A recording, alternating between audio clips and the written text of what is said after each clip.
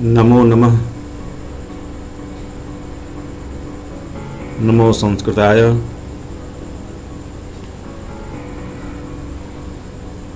मैं सत्यनारायण मिश्र, संस्कृत आचार्य, सरस्वती शिशु मंदिर, station road, बाढ़।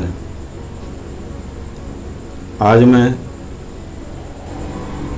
संस्कृत व्याकरण के अंतर्गत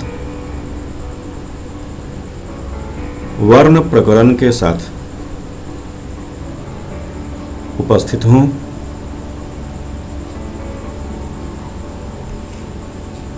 सर्वप्रथम हम यह जानेंगे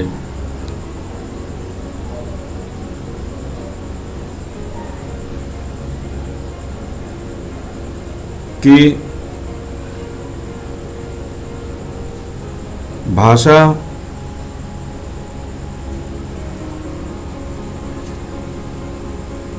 के बारे में हम लोग पिछली कक्षा में जान चुके हैं, लेकिन उसे लिखने या पढ़ने के समय शुद्ध लेखन हो रहा है, शुद्ध पठन हो रहा है या शुद्ध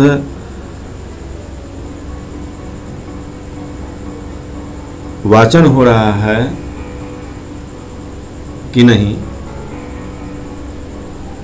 इसकी जांच हम कैसे करेंगे। इसके लिए संस्कृत व्याकरण का होना अति आवश्यक है। संस्कृत व्याकरण का ज्ञान होना अति आवश्यक है। संस्कृत व्याकरण क्या है? येन शास्त्रेण संस्कृत शब्दानां शुद्ध लेखनस्य पठनस्य च वाचनस्य ज्ञानं भवति तत्शास्त्रं संस्कृत व्याकरणम् इति कथ्यते। अर्थात जिस शास्त्र के द्वारा संस्कृत शब्दों को शुद्ध शुद्ध लिखने, पढ़ने तथा बोलने का ज्ञान होता है, उसे संस्कृत व्याकरण कहते हैं। अध्ययन की दृष्टि से संस्कृत व्याकरण को 3 वर्गों में बांटा गया है। वर्ण प्रकरण, शब्द प्रकरणम, वाक्य प्रकरणम।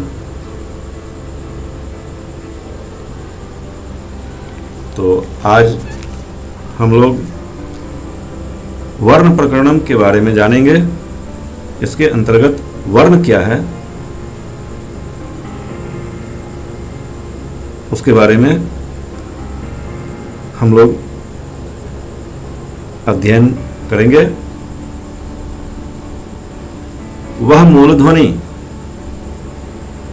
जिसका खंड या टुकड़ा न किया जा सके उसे वर्ण कहते हैं। यथा अ, आ, क, ख आदि। मित्रों,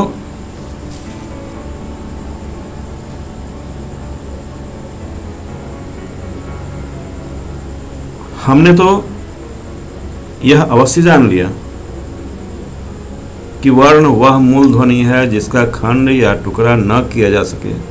यथा अ, आ, ई, उ, ऋ, लृ, ए, ऐ, ओ, औ तथा क से ज्ञ तक के वर्ण।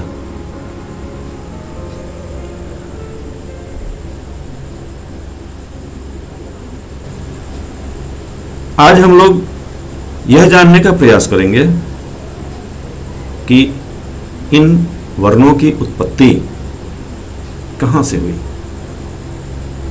मित्रों, इसके बारे में जानने के लिए पाणिनि रचित माहेश्वर सूत्र को जानना होगा। माहेश्वर सूत्र क्या है?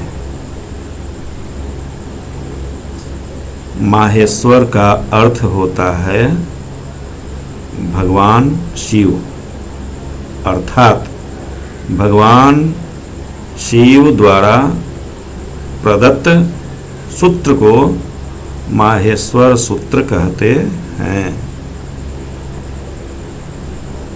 इसके बारे में ऐसा कथन है कि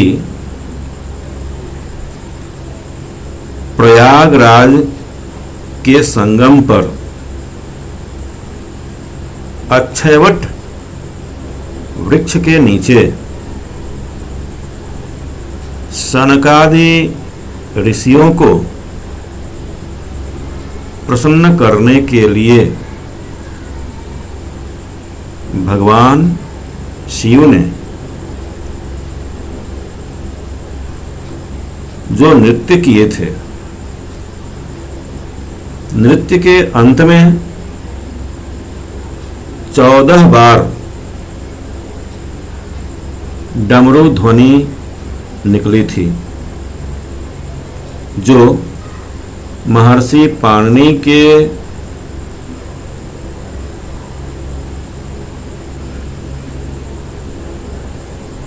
अंतस से सूत्रबद्ध होकर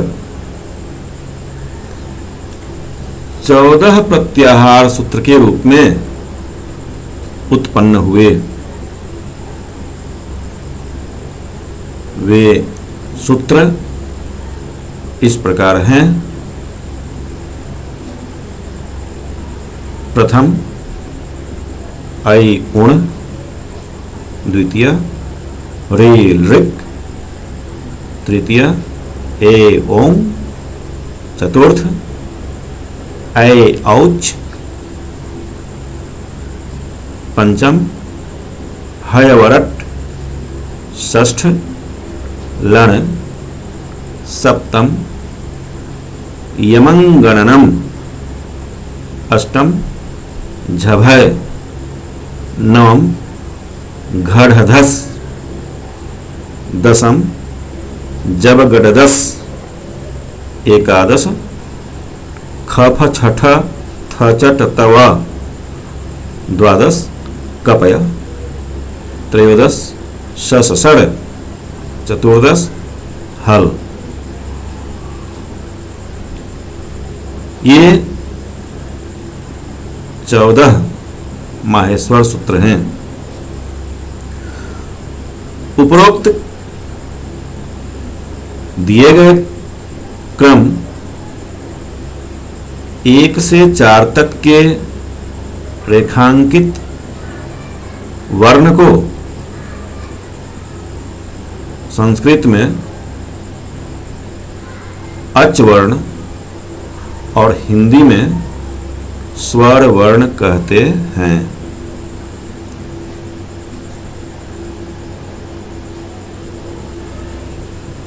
उसी प्रकार क्रम 5 से 14 तक के रेखांकित वर्ण को संस्कृत में हल वर्ण कहते हैं और हिंदी में व्यंजन वर्ण कहते हैं।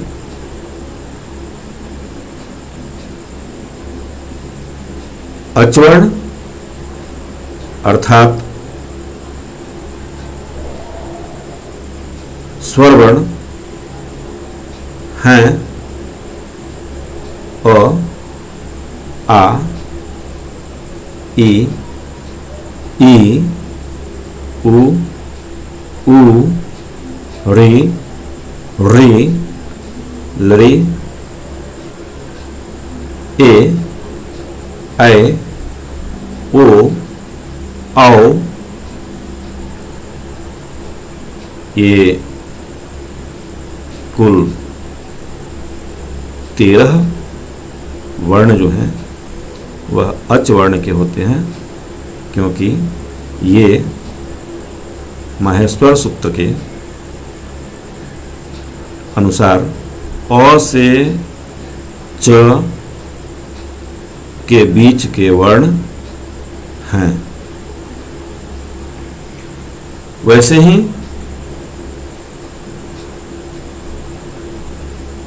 हल वर्ण हैं क, ख, ग, घ, अंग, च, छ, ज, झ, य, ट, ठ, ड, ढ़, ऋ, त, थ, द, ध, न, प, फ, ब, भ, म, य, र, ल, व, श, श, स, ह। ये कुल 33 वर्ण हल वर्ण है, व्यंजन वर्ण है, जो माहेश्वर सूत्र के ह से लेकर ल के बीच के वर्ण हैं, इसलिए इन्हें हल वर्ण कहा जाता है। संस्कृत में इन्हें हल वर्ण कहते हैं और हिंदी में इन्हें व्यंजन वर्ण कहते हैं। इस प्रकार आज हम लोगों ने वर्ण के 2 रूप अच वर्ण और हल वर्ण अर्थात स्वर वर्ण और व्यंजन वर्ण के बारे में हम लोगों ने जाना।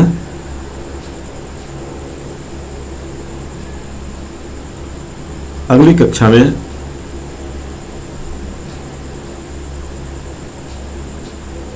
हम वर्णों के विस्तार से वर्णन के साथ उपस्थित होऊंगा। आज की प्रस्तुति समाप्त होती है। नमो नमः, पुनर्मिलामः, धन्यवाद।